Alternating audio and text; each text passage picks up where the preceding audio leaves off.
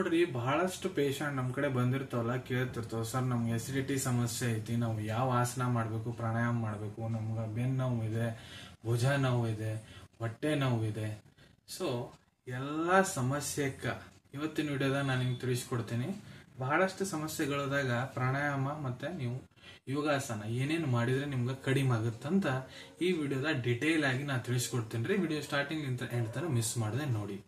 ನಮಸ್ಕಾರ ಸ್ನೇಹಿತರೆ, ನೀವು ನೋಡ್ತಾ ಇದ್ರೆ YouTube channel Venkatesh H Pujar, ಮತ್ತೆ ನಾನು ಡಾಕ್ಟರ್ ವೆಂಕಟೇಶ್ ಎಚ್ ಪೂಜಾರ್. ಬನ್ನಿ ಇವತ್ತಿನ ಚರ್ಚೆಯನ್ನು ಶುರು ಮಾಡೋಣ. ಸೊ ನೋಡ್ರಿ, ಒಂದೊಂದು ನಾನು ನಿಮ್ಗೆ ಹೇಳ್ಕೊಂತ ಹೋಗ್ತೀನಿ, ಯಾಕಂದ್ರೆ ಬಹಳಷ್ಟು ಡಿಸೀಸ್ ಅದಾವ, ಬಹಳಷ್ಟು ರೋಗಗಳು ಅದಾವು. ಸೊ ಎಲ್ಲ ನಾನು ನಿಮ್ಗೆ ಒಂದೊಂದು ನೆನ್ಪಿಟ್ಕೊಂಡು ಹೇಳಲಿಕ್ಕೆ ಆಗಲ್ಲ. ಸೊ ನಾ ಒಂದು ಯೋಗ ಬುಕ್ ಏನಿದೆ ಅದನ್ನ ರೆಫರೆನ್ಸ್ ತಗೊಂತಾ ಇದ್ದೀನಿ, ಅಲ್ಲಿಂದ ಸರ್ ನಾನು ನಿಮ್ಗೆ ಹೇಳ್ತೀನಿ ಯಾವ್ಯಾವ ಆಸನ ಯಾವ್ಯಾವ್ದಕ್ ಮಾಡ್ಬೋದಂತ. ಒಂದೇದು ಸ್ಟಾರ್ಟ್ ಮಾಡೋಣ.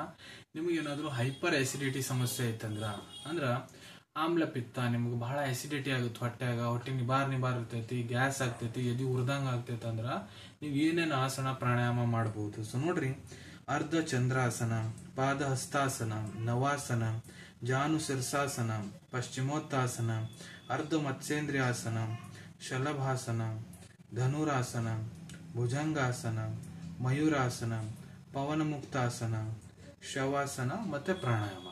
ಇವನ್ನೆಲ್ಲ ಮಾಡಿದ್ರೆ ನಿಮ್ಗೆ ಎಸಿಡಿಟಿ ಸಮಸ್ಯೆ ಕಡಿಮೆ ಆಗ್ತೈತಿ. ಈಗ ಮುಂದಿನ ಸಮಸ್ಯೆ ಕಡೆ ಹೋಗೋಣ. ಅದು ಏನಪ್ಪಾ ಅಂದ್ರ ಅರ್ಥರೈಟಿಸ್ ರೀ.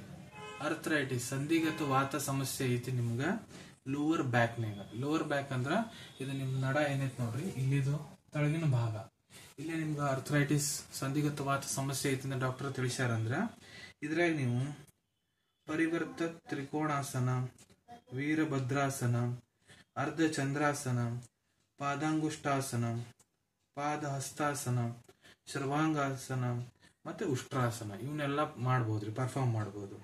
ಇಲ್ಲ ನಿಮ್ಗೆ ಅರ್ಥರೈಟಿಸ್ ಆಗಿದೆ ಡಾರ್ಸಲ್ ರೀಜನ್. ಡಾರ್ಸಲ್ ರೀಜನ್ ಅಂದ್ರ ಸ್ಪೈನಲ್ ರೀಜನ್ ಅಲ್ಲಿ, ಇದು ಪೂರಾ ಬೆನ್ ಇರ್ತೈತೆ ನೋಡ್ರಿ, ಇಲ್ಲಿಂದ ಬರ್ಕ ಇಲ್ಲಿ ನಿಮ್ಗೆ ಏನಾದ್ರು ಸ್ಪೈನಲ್ ರೀಜನ್ ಅಲ್ಲಿ ಅರ್ಥರೈಟಿಸ್ ಸಮಸ್ಯೆ ಆಗಿದೆ ಡಾಕ್ಟರ್ ಅಂತ ಹೇಳಾರಂದ್ರ ಇದ್ರಾಗ ನೀವು ಪದ್ಮಾಸನ, ವೀರಾಸನ, ಗೋಮುಖಾಸನ, ಪಶ್ಚಿಮೋತ್ತಾಸನ, ಭುಜಂಗಾಸನ, ವೃಕ್ಷಾಸನ, ಸರ್ವಾಂಗಾಸನ, ಅರ್ಧ ಮತ್ಸ್ಯೇಂದ್ರಿಯಾಸನ, ಉಷ್ಟ್ರಾಸನ, ಧನುರಾಸನ ಮಾಡ್ಬೋದ್ರಿ. ನೆಕ್ಸ್ಟ್ ನಿಮ್ಗೆ ಏನಾರ ಭುಜ ಶೋಲ್ಡರ್ ನೋವು ಆಗ್ತಾ ಇದೆ ಅಂದ್ರೆ ಇದ್ರಾಗ ನೀವು ಏನೇನ್ ಮಾಡ್ಬೋದಪ್ಪ ಅಂದ್ರ ಪಾರ್ಶ್ವಕೋಣಾಸನ, ಅರ್ಧ ಚಂದ್ರಾಸನ, ಹಾಲಾಸನ, ಧನುರಾಸನ, ಊರ್ಧ್ವ ಮತ್ತು ಅಧೋಮುಖ ಸ್ವಾನಾಸನ, ವೀರಾಸನ, ಪಶ್ಚಿಮೋತ್ತಾಸನ, ಗೋಮುಖಾಸನ, ಮರಿಚಾಸನ ಮತ್ತೆ ಉಷ್ಟ್ರಾಸನ ಇವನ್ನೆಲ್ಲ ಮಾಡ್ಬೋದ್ರಿ ನಿಮ್ಗೆ ಭುಜ ನೋವು ಐತಂದ್ರ. ನೆಕ್ಸ್ಟ್ ನಿಮ್ಗೆ ಆಸ್ತಮಾ, ಬಹಳಷ್ಟು ಪೇಷಂಟಿಗೆ ಆಸ್ತಮಾ ಸಮಸ್ಯೆ ಐತಿ, ಉಸಿರಾಡಕ್ ಕಷ್ಟ ಆಗ್ತಿರ್ತೈತಿ, ಮತ್ತೆ ಕ್ಲೈಮೇಟ್ ಚೇಂಜ್ ಆದಾಗೆಲ್ಲ ಅವಾಗ ಅಸ್ತಮಾಟಿಕ್ ಅಟ್ಯಾಕ್ ಆಗ್ತಿರ್ತಾವ. ಅವ್ರು ಯಾವ ಪ್ರಾಣಾಯಾಮ ಆಸನ ಮಾಡಿದ್ರೆ ಅಸ್ತಮಾಟಿಕ್ ಅಟ್ಯಾಕ್ ಕಡಿಮೆ ಆಗ್ತಾವ ಮತ್ತೆ ಕಂಟ್ರೋಲ್ನಾಗ ಇರ್ತೈತಿ ಆಸ್ತಮಾ ಅಂದ್ರ ಸರ್ವಾಂಗಾಸನ, ಉತ್ಥಾನಾಸನ, ಪಶ್ಚಿಮೋತ್ತಾಸನ, ಭುಜಂಗಾಸನ, ಸಲಭಾಸನ, ಧನುರಾಸನ, ವೀರಾಸನ, ಸುಪ್ತ ವೀರಾಸನ, ಉಷ್ಟ್ರಾಸನ. ಈಗ ನಿಮ್ಗೆ ಬ್ಯಾಕ್ ಏಕ್ ಆಗ್ತಾ ಇದೆ, ನಡ ನೋವು ಆಗ್ತಾ ಇದೆ ಅಂದ್ರ ಅದ್ರಾಗ ನೀವು ಏನೇನು ಮಾಡ್ಬೋದಪ್ಪ ಅಂದ್ರ ಸರ್ವಾಂಗಾಸನ, ಪಶ್ಚಿಮೋತ್ತಾಸನ, ಅರ್ಧ ಮತ್ಸ್ಯೇಂದ್ರಿಯಾಸನ, ಉಷ್ಟ್ರಾಸನ, ಶಲಭಾಸನ ಮತ್ತೆ ಧನುರಾಸನ ಇವನ್ನೆಲ್ಲ ಪರ್ಫಾರ್ಮ್ ಮಾಡ್ಬೋದ್ರಿ. ಇದ್ರಲ್ಲೇ ನಡ ನೋವು ಕಡಿಮೆ ಆಗ್ತೈತಿ. ಮತ್ತೀಗ ನೆಕ್ಸ್ಟ್ ಏನ್ ಹೇಳಾವಂತ ನೋಡ್ರಿ, ಬಹಳ ಇಂಪಾರ್ಟೆಂಟ್ ಇದೆ. ಬಹಳಷ್ಟು ಮಂದಿಗೆ ಸಮಸ್ಯೆ ಇರ್ತೈತಿ ಬಿಪಿ ಸಮಸ್ಯೆ. ಬಿಪಿ ಅಂತ ಹೋಗ್ತಿರ್ತೈತಿ ಮೇಲೆ. ಸೊ ಬಿಪಿ ಸಮಸ್ಯೆ ಬಹಳ ಇದೆ, ಬಿಪಿ ಜಾಸ್ತಿ ಆಗ್ತಿದೆ. ಬಿಪಿ ಅನ್ನು ಕಂಟ್ರೋಲ್ ಮಾಡ್ಲಿಕ್ಕೆ ಯಾವ ಆಸನ ಮತ್ತು ಪ್ರಾಣಾಯಾಮ ಮಾಡಬಹುದು. ಸೊ ನೋಡ್ರಿ, ನೀವು ಹಾಲಾಸನ, ಪಶ್ಚಿಮೋತ್ತಾಸನ, ವೀರಾಸನ, ಸಿದ್ಧಾಸನ, ಪದ್ಮಾಸನ, ಶವಾಸನ ಮತ್ತೆ ಪ್ರಾಣಾಯಾಮ ಪ್ರಾಕ್ಟೀಸ್ ಮಾಡ್ಬೇಕ್ರಿ. ಪ್ರಾಣಾಯಾಮ ಮಾಡೋ ಮುಂದ ನೀವು ಕುಂಭಕ ಮಾಡಕ್ ಹೋಗ್ಬೇಡ್ರಿ. ಕುಂಭಕ ಪ್ರಾಣಾಯಾಮ ಅಂದ್ರೆ ನೋಡ್ರಿ, ಶ್ವಾಸ ತಗೊಳೋದು ಬಿಡೋದು. ಕುಂಭಕ ಅಂದ್ರೆ ಶ್ವಾಸ ಹೋಲ್ಡ್ ಮಾಡೋದು, ಉಸಿರು ಗಪ್ಪಿಡೋದು. ಕುಂಭಕ ಒಂದ್ ಮಾಡ್ಬೇಡ್ರಿ. ಪ್ರಾಣಾಯಾಮ ಮಾಡೋ ಮುಂದೆ ಕುಂಭಕ ಮಾಡಕ್ ಹೋಗ್ಬೇಡ್ರಿ. ಜಸ್ಟ್ ಅನುಲೋಮ ವಿಲೋಮ ಪೂರಕ ರೇಚಕ ಮಾಡ್ಬೋದು.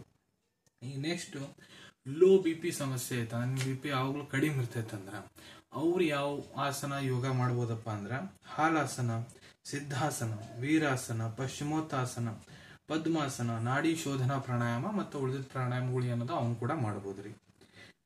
ಈಗ ನೆಕ್ಸ್ಟ್ ನೋಡ್ರಿ, ನಿಮ್ಗ ಕೋಲೈಟಿಸ್ ಸಮಸ್ಯೆ ಐತಂದ್ರ, ಕೋಲೈಟಿಸ್ ಅಂದ್ರೆ ನಿಮ್ ಕರಳದಾಗ ಏನ್ರ ಲೈಟ್ ಆಗಿ ಬಾವ್ ಆತಂದ್ರ ಹೊಟ್ಟೆ ನೋವು ಚಾಲು ಆಗ್ತೈತ್ರಿ. ಸಣ್ಣ ಮಕ್ಳಿಗೆ ಆಗ್ಬೋದು, ದೊಡ್ಡವರ್ಗ ಆಗ್ಬೋದು, ವಿಪರೀತ ಹೊಟ್ಟೆ ನೋವು ಇರ್ತೈತಿ ನೋಡ್ರಿ. ಅಂತ ಕಂಡೀಷನ್ ಇತ್ತಂದ್ರ ನೀವು ಯಾವ ಆಸನ ಪ್ರಾಣಾಯಾಮ ಮಾಡ್ಬೋದಂದ್ರ ಸರ್ವಾಂಗಾಸನ, ಪಶ್ಚಿಮೋತ್ತಾಸನ, ವೀರಾಸನ, ಸುಪ್ತ ವಜ್ರಾಸನ, ಜಠರ ಪರಿವರ್ತಾಸನ, ನವಾಸನ, ಜಾನು ಶೀರ್ಷಾಸನ, ಶಲಭಾಸನ ಮತ್ತೆ ಧನುರಾಸನ. Next constipation. ನಿಮಗೆ ಮಲಬದ್ಧತೆ ಸಮಸ್ಯೆ ಐತಂದ್ರೆ, ಸಂಡಾಸ್ ಕ್ಲಿಯರ್ ಆಗಂಗಿಲ್ಲ, ಬಹಳ ತೆಣಿಕ್ ಕುಂದಿರ್ತೀರಿ, ಬಹಳ ಗಟ್ಟಿ ಹೋಗ್ತೈತಂದ್ರ ಇದನ್ನ ಆಸನ ಮಾಡಿದ್ರೆ ನಿಮ್ಗೆ ಸಂಡಾಸ್ ಮೋಷನ್ ಕ್ಲಿಯರ್ ಆಗ್ತೈತ್ರಿ. ಯಾವಪ್ಪ ಅಂದ್ರ ಶೀರ್ಷಾಸನ, ಸರ್ವಾಂಗಾಸನ, ಪಶ್ಚಿಮೋತ್ತಾಸನ ಮತ್ತ ಪವನಮುಕ್ತಾಸನ. ಸೊ ಇವೆಲ್ಲ ಆಸನ ನಾನು ನಿಮ್ಗೆ ಹೇಳಿನಿ ನೋಡ್ರಿ. ಸೊ ಯಾವ ಕಂಡೀಷನಿಗೆ ಯಾವ್ದು ಮಾಡ್ಬೇಕಂತ ಹೇಳಿದೀನಿ. ಇವೆಲ್ಲ ನೀವು ಪ್ರತಿನಿತ್ಯ ಆಸನ ಮತ್ತೆ ಪ್ರಾಣಾಯಾಮ ಎಲ್ಲ ಡೈಲಿ ಮಾಡ್ಕೊಂತ ಇದ್ರೆ ಇವೆಲ್ಲ ನಿಮ್ಗೂ ಸಮಸ್ಯೆ ಕಡಿಮೆ ಆಗ್ತೈತ್ರಿ. ಸೊ ಅನ್ಕೊಂತೀನಿ ವಿಡಿಯೋದಾಗ ನಾ ಏನ್ ಮಾಹಿತಿ ನಿಮ್ಮೆಲ್ಲರಿಗೆ ತಿಳಿಸಿದೀನಿ ಎಲ್ಲ ನಿಮ್ಗೆ ಬಹಳ ಒಳ್ಳೆ ರೀತಿಯಿಂದ ಅರ್ಥ ಆಗಿರ್ಬೇಕು. ವಿಡಿಯೋ ಇಷ್ಟ ಆಗಿದೆ ಅಂದ್ರೆ ಲೈಕ್ ಬಟನ್ ನ ಪ್ರೆಸ್ ಮಾಡಿ. ಈ ವಿಡಿಯೋ ಆದಷ್ಟು ನಿಮ್ಮ ಸ್ನೇಹಿತರ ಜೊತೆಗೆ ಶೇರ್ ಮಾಡಿ. ಇಲ್ಲ ಯಾರಿಗೆ ಇದರ ಅವಶ್ಯಕತೆ ಐತೆ ಅವ್ರ ಜೊತೆಗೆ ಶೇರ್ ಮಾಡ್ಬೋದು. ವಿಡಿಯೋ ನೋಡಾದ್ಮೇಲೆ ಕೂಡ ನಿಮ್ಮ ಮನಸ್ಸಿನ ಏನಾರ ಡೌಟ್ ಇದ್ರೆ ಕಮೆಂಟ್ ಸೆಕ್ಷನ್ ನಲ್ಲಿ ಕಮೆಂಟ್ ಮಾಡಿ, ನಾನು ಅದಕ್ಕೆ ಉತ್ತರ ಕೊಡ್ಲಿಕ್ಕೆ ಪ್ರಯತ್ನ ಮಾಡ್ತೀನಿ. ನಾ ಮುಂದೆ ಇವನ್ನೆಲ್ಲ ಆಸನಗಳು ಒಂದೊಂದೇ ಈ ಚಾನೆಲ್ನಾಗ ಮಾಡಿ ಕೂಡ ತೋರಿಸ್ತೀನಿ ರೀ, ಒಂದೊಂದೇ ಯಾವ ರೀತಿ ಇದನ್ನ ಪ್ರಾಕ್ಟೀಸ್ ಮಾಡ್ಬೇಕಂತ. ಸೊ ಚಾನೆಲ್ನ ಸಬ್ಸ್ಕ್ರೈಬ್ ಹಾಕೊಳ್ಳಿ. ಸಿಗೋಣ ನಿಮ್ಮೆಲ್ಲರಿಗೂ ಮತ್ತೊಂದು ವಿಡಿಯೋದಾಗ ಒಂದು ಹೊಸ ವಿಷಯ ಜೊತೆಗೆ. Till then take care. ಧನ್ಯವಾದಗಳು.